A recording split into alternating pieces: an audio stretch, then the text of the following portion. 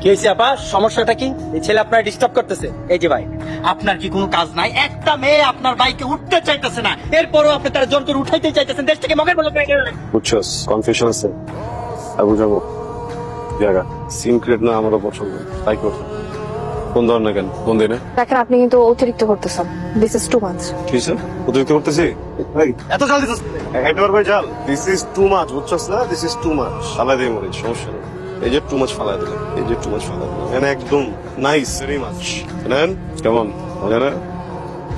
এই এই কি হলো খায় দেখতো দাদি পানি দে এই তো সব